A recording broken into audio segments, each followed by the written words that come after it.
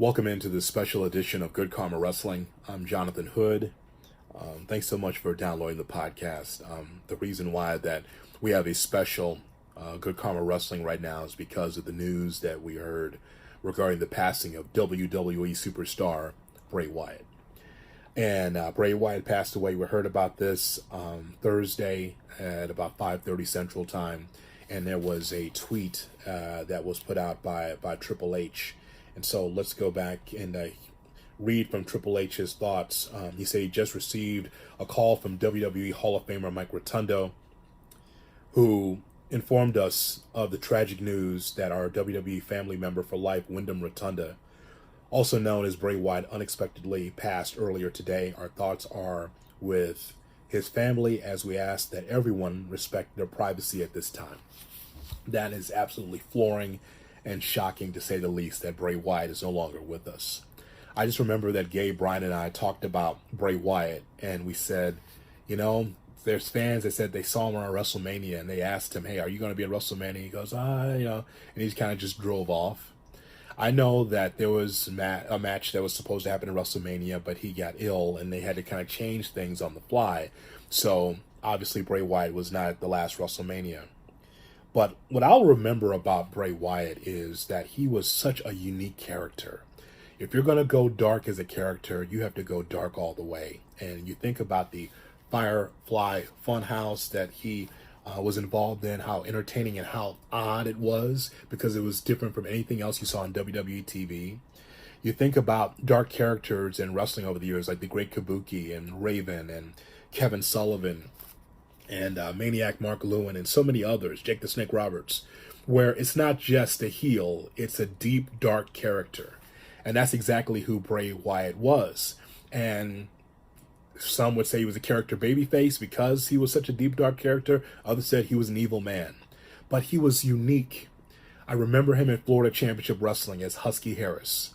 And the reason why he was Husky Harris is because Vince McMahon had this hang-up about having second or third generation wrestlers coming in with the same last name as some of the all-time greats.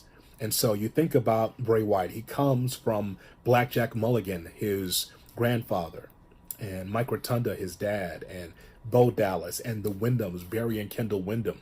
I knew exactly who he was when he came in, and I said, boy, he's a big guy. He reminds me of Blackjack Mulligan. And he was Husky Harris. And here's what I always take solace in.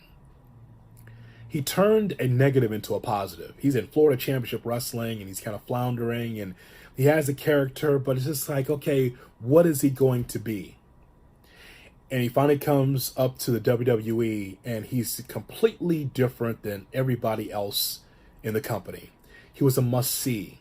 His slow walk to the ring, the lights being out, we as fans having our phones, and us being able to turn on our flashlights to support Bray Wyatt. Again, supposedly a heel, but almost a character babyface in that regard, because we were into his character, because of all of the tired tropes of heel and babyface, he blurred the lines and made him a really, really interesting character in the WWE. So he goes from Husky Harris to a guy that was beloved in professional wrestling because he was just so different.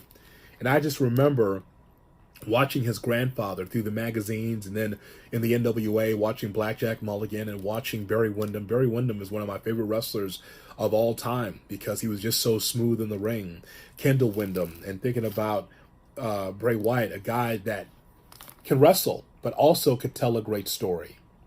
And so I am just floored by this news here for the two-time WWE champion, Bray Wyatt. And I guess that for some time we could talk about the booking and how he was booked, but I'm pushing that to the side. I'm talking about a very special character who found JoJo, who was a ring announcer in the WWE. They have a child together, a very young child. And now Bray has passed away. And we don't know why, and we don't know what the illness is. The only thing I could tell you, and this is from Sean Ross Sapp from Fightful and a couple other sources, that the illness that he had was life-threatening. And we heard about that during WrestleMania. I hadn't heard anything since that time. And obviously, this illness or whatever is going on has taken his life, and way too young, and way too early in his life.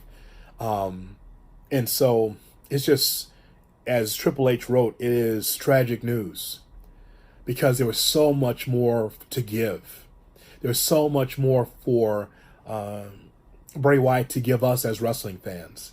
And so on behalf of Good Karma Wrestling and all of us as wrestling fans, rest in peace to a unique person in the ring in Bray Wyatt.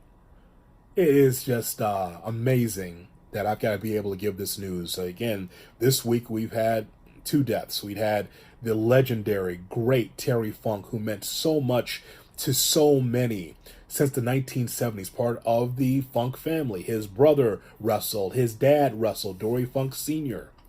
And now we have, again, another generational talent in Bray Wyatt passing away in the same week. You just never know. And you think about that Wyatt family, how special it was. And I was thinking about some of the matches that I really enjoyed from Bray Wyatt and the Wyatt family. Thinking about Wyatt against Matt Hardy in the Ultimate Deletion match.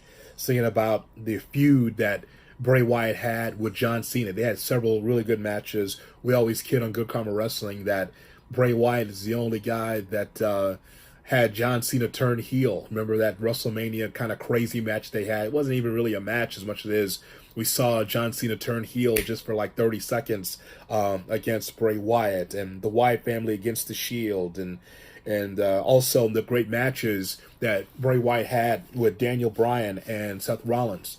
But just understand this, that it wasn't just Bray Wyatt, it was The Fiend as well. And again, this is what makes a very interesting character. The way it wasn't just Bray Wyatt, just character made from, writers in the back.